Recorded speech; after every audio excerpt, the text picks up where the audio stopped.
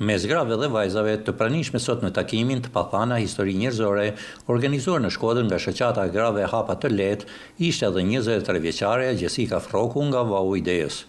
Jessica thot se historia e jetës së saj është e dhimbshme, plot vuajtje, por dhe me optimizëm për të përballuar sëmundjen dhe vështirësitë e jetës së përditshme.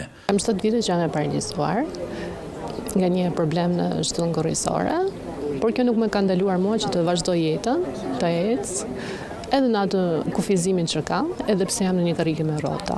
Të qenit në karrike me rrota, thot Jessica, është një sfidë e vështirë jo vetëm me veten, por edhe me shoqërinë e cila të ngadalë po ndërgjegjësohet për të mbështetur personat me arsi të kufizuara. Ndihem mirë në zonën ku banoj, sepse njerëzit kanë filluar të ndërgjegjësohen shumë. Mund të jem ndjerë ndonjëherë e prekur nga ndonjë parajgjykim që mund të kem pasur ndonjë hutesë njerëzve që më shikojnë kur më shikojnë me një karrike me rrota, por e fundja jam mirë me veten dhe besoj do jap një mesazh shumë të bukur që pavarësisht që sa njerëzve ju mungojnë këmbët, nuk ju mungon zemra. Pas përfundimit të shkollës së mesme, Jessica realizoi edhe ëndrrën e saj duke përfunduar studimet universitare në degën e punës sociale dhe po përgatitet të hyjë në tregun e punës në përshtatje me aftësitë e saj. Por Jessica thot se vitet e studimit në universitet ishin nga më të vështirat për shkak të mungesës së infrastrukturës për personat me aftësi të kufizuar. Universiteti nga filluar për punë sociale ishte një dëshirë e imja, pavarësisht pengesave, parajgjykimeve që kam pasur nga institucioni, nuk kam pasur ndonjë mbështetje. Pjesa mungonin shumë gjëra në institucionin auditore, shpesh nuk kam marrë pjesë as në leksione, nga mungesa që pjesa lëvizshmërisime, por nuk ishin ambientet e duhura.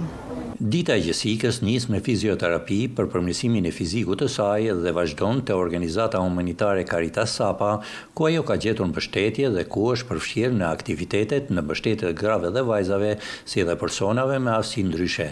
Jessica thot se është e vetëdijshme për sfidat që e presin në vazhdimsi, por ndihet e fortë me mbështetjen që ka gjetur në zonën ku jeton dhe në veçanti në familjen e saj. Prindërit e mi kanë qenë përkrahja më e madhe.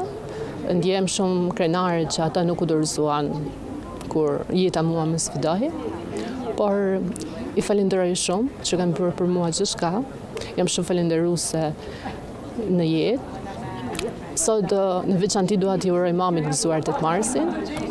Mami im është një grua e fortë, një grua guximtare dhe nëse unë nuk dorëzohem në jetë, nuk dua që as ajo t'i dorëzohet jetës.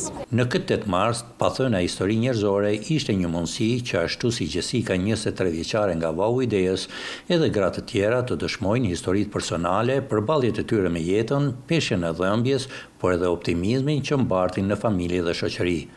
Për Zërin e Amerikës nga Shkodra, Pollum Sulo.